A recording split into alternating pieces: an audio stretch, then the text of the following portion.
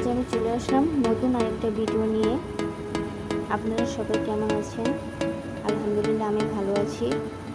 এখন আমি চলে যাব মূল রান্নায়। আমি সব সবজিগুলো কেটে ধুয়ে নিয়েছি। এখানে 5 রকম সবজি আছে, তো আমি এগুলো সব কিউব করে কেটে নিয়েছি।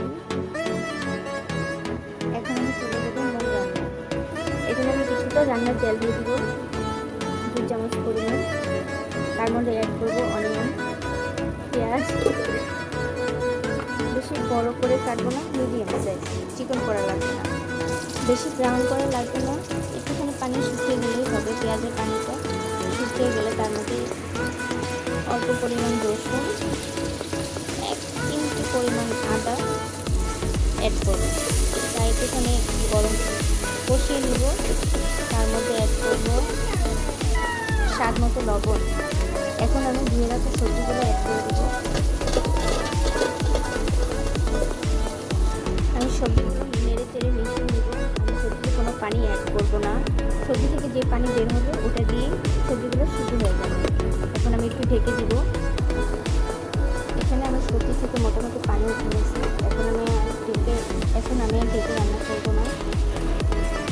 ঢেকে রান্না করলে এটার কালারটা চেঞ্জ হয়ে যাবে। যদি আপনারা এটার কালার ঠিক রাখতে চান তো এটাতে কিছুটা চিনি দিয়ে দিলেই হবে। চিনি দিলে কালার চেঞ্জ হবে না, কিছুটা সবুজ সবুজ থাকবে। সবজির কালারগুলো এরকমই থাকবে, চেঞ্জ হবে কম।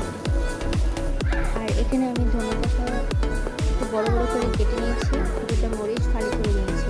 এটা আমরা নামানোর আগে দিয়ে দিব। আর তার সাথে যাবে কিছুটা কর্নফ্লাওয়ার। এখানে আমি গুলিয়ে রেখেছি কিছু ছোটো গোলমরিচ। এখানে আমি গোলমরিচে দিয়ে দেবো কিছুটা।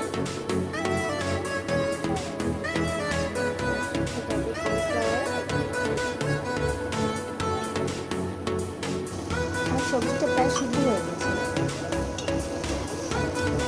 এখন আমি দিয়ে দেবো কনডেন্স মিল্ক 1 চামচ। আরেক চামচ দেবো, যেহেতু আমার সবজি বেশি তাই আমি আরেক চামচ ইউজ করবো।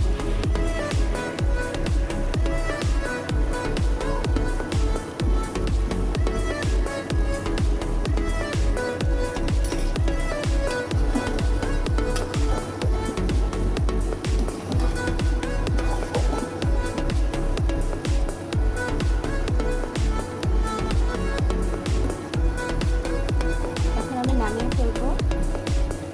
নামানোর আগে কাঁচামরিচ ফালি করে দিয়ে দেবো। ধনিয়া পাতাগুলো দিয়ে দেবো।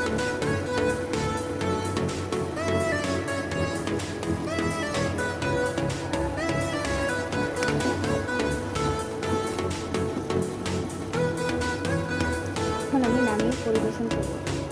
আমার রান্নাটা এখানেই শেষ। সো আমার রান্নাটা ভালো লাগলে লাইক, কমেন্ট, শেয়ার